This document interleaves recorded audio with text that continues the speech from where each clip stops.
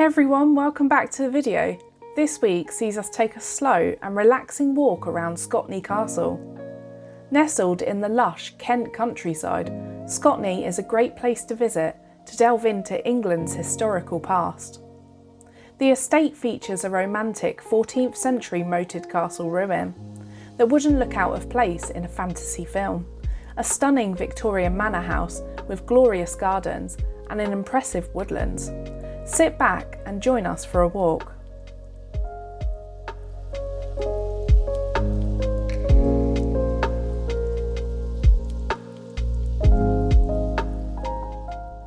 After visiting the friendly hosts at the ticket office, you're armed with a map and ready to explore on as you want to.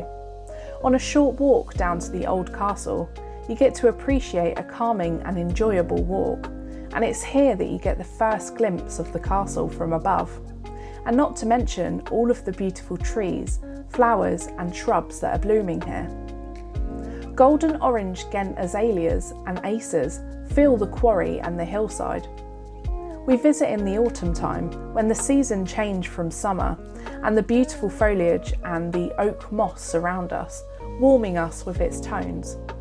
Although in autumn I enjoy the colours, what I find particularly beautiful is to see the acer trees, once the autumn leaves have dropped.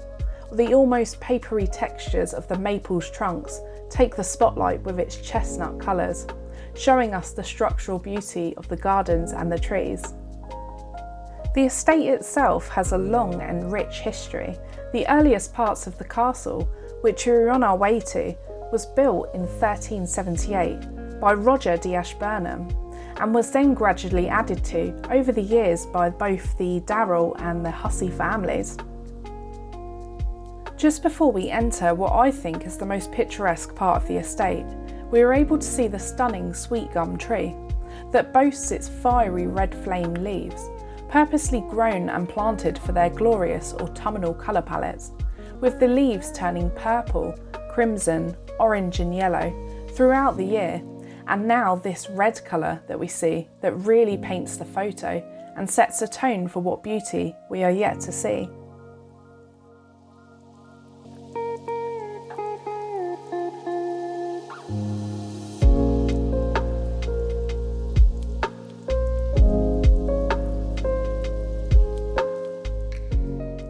The structure was rebuilt during the Elizabethan period, and though used as a house for a bailiff until 1905, it is now largely ruined.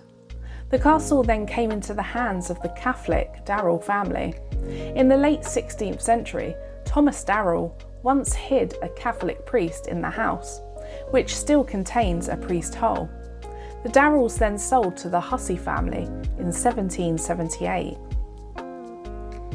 It was in the 1830s that Edward Hussey III drafted in the help and expertise of architect Anthony Salvin to build a new house at the very top of the hill, overlooking across the valley and overlooking the old castle. He had the imagination and desire to turn the castle into a ruin on purpose in order to get people to appreciate his gardens that he lovingly thought out.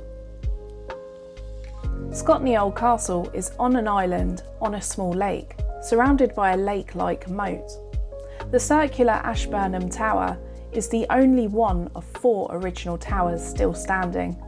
It was designed to be the centrepiece for all to enjoy, and inside, an Elizabethan brick range adjoins the tower is all that survives of the 16th century additions, and its jagged walls with gaping window marks, a substantial 17th century wing. It was later in 1836 Edward Hussey consulted W.S. Gilpin, who was a brilliant landscape designer, in an effort to take advantage of the scenic potential of the site. He knew that the castle was too cold and damp for habitation, so he had the walls of the castle selectively demolished, leaving the present fairy tale ruin.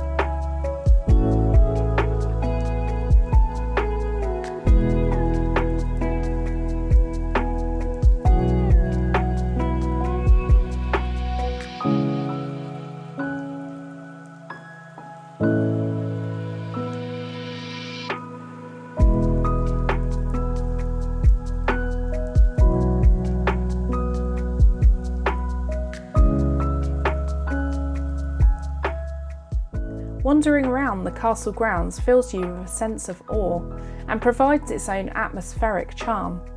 From the specialised variety of plants and its well-maintained grounds, you can see why this place is the vision and inspiration for many painters, photographers, and the perfect setting for a photo shoot. The endless photo opportunities that sets the tone for a romantic fairy tale castle starts here. The wildlife enjoying the moat and the never-ending views and the different discoveries that you see here are wonderful and one that everybody can enjoy. On our visit, we weren't able to access either of the houses as they are closed off for the season. But in all honesty, I don't think you need to. This place has everything you need just from the tranquil walk and the surroundings.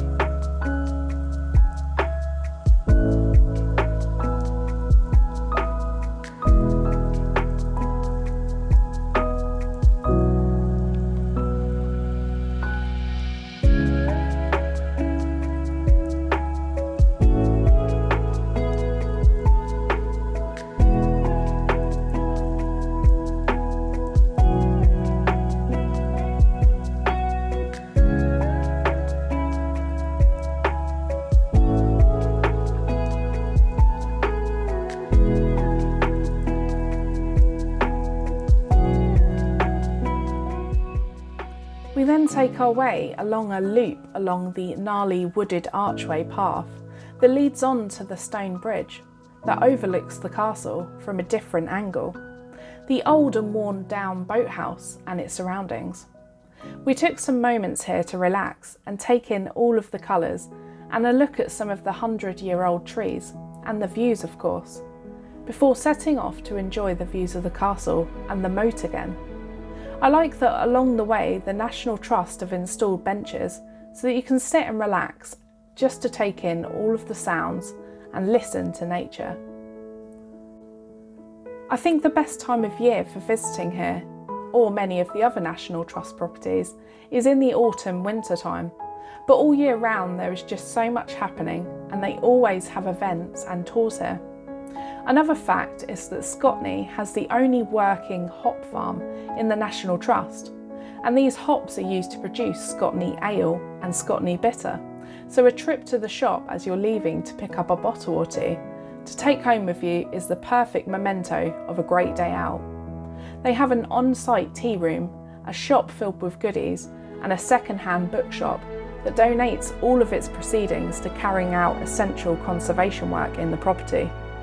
The visit here has 3 marked trails that are clearly marked out and easily accessible for all, including disabled visitors, so everybody can enjoy, and they're also dog friendly too.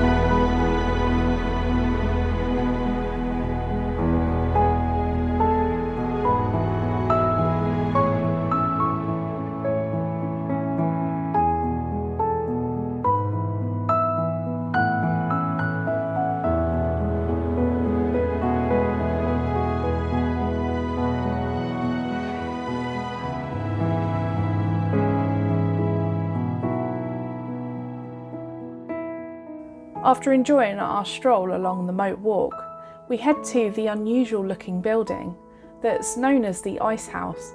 This building was built in 1841 and designed again by Anthony Salvin, who used a variety of materials, including brick for the main chamber, timber for the main frame, and heather that was used to thatch the roof. All of these materials would have been produced or grown on the estate itself. Ice houses were popular in the late 18th century, before modern day refrigerators, and ice would have been collected during winter from the moat and stored inside the brick chamber, which was lined with straw to keep it frozen until they needed it for the summer months. It's unusual but fascinating to see.